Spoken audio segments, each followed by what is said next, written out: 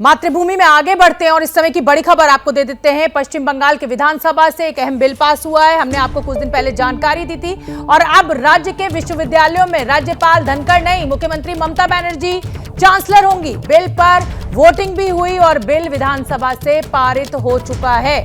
पश्चिम बंगाल विधानसभा से bill pass हुआ कि जो यूनिवर्सिटीज हैं अब वहां के जो चांसलर हैं वो राज्यपाल नहीं बल्कि मुख्यमंत्री ममता बनर्जी होंगी।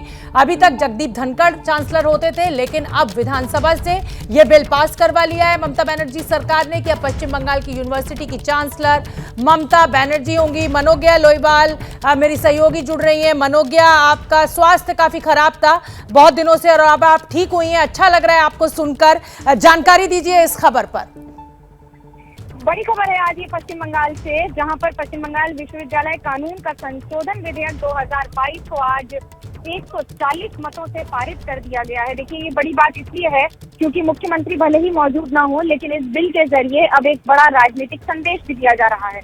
और संदेश के साथ साथ जो विरोधी पक्ष के वोट थे वो मात्र 40 थे, जबकि 70 विधायक हैं भारतीय जनता पार्टी के और लगातार सुबह से बीजेपी विरोध प्रदर्शन भी कर रही थी। लेकिन इसके पास हो जाने से, इस कानून के आज विधेयक बन जाने से आज दो बातें साफ हो गई हैं। पहला कि राज्यपाल जिन 31 विश्वविद्यालयों में अभी तक चांसलर रहे हैं अब उसमें चांसलर नहीं रहेंगे। तो वहीं दूसरी ओर अब मुख्यमंत्री ममता बनर्जी की चांसलर होंगी। लेकिन इसमें एक पेच जरूर फंसा है, वो ये कि ये विधेयक अब पारित होकर सीधा राज्यपाल के पास ही जाएगा और उसके बाद वो उस पर क्या प्रतिक्रिया करते हैं, सिग्नेचर करते हैं या उसको आगे केंद्र के पास यानी सरकार के पास भेजते हैं या राष्ट्रपति के पास, ये देखना बड़ा दिलचस्प होगा। बिल्कुल ठीक है मनोज्ञा, एक बात और समझनी चाहिए कि जिसकी लाठी उसकी भैंस, लेकिन शुभेंदु अधिकारी कुछ कह रहे हैं, सुन लेते हैं पहले उनको।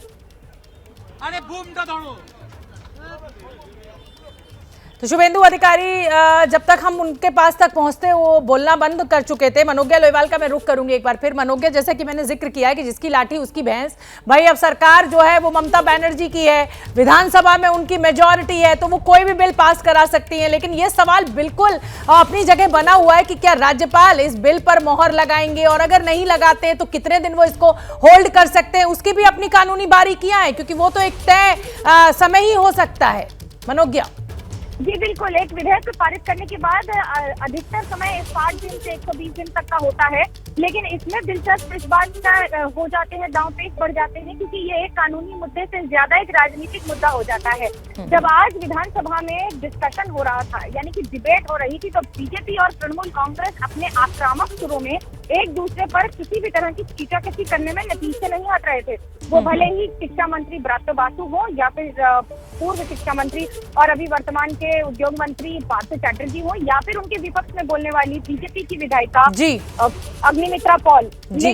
मुद्दों से ऊपर अब एक विधायक के पारित होने से ये बड़ा फैसला और बड़ा बिल्कुल कानूनी फैसला हो गया है। बहुत बहुत धन्यवाद मनोज्ञा लोईवाल। और पहले भी बंगाल के जो राज्यपाल हैं और मुख्यमंत्री आमने सामने आते रहे एक दूसरे के विवादों को लेकर और अब एक नया विवाद होगा जब ये विधेयक दस्तखत होने के लिए राज्यपाल की मेज पर पहुंचेगा। एबीपी न्यूज आपको रखे आगे।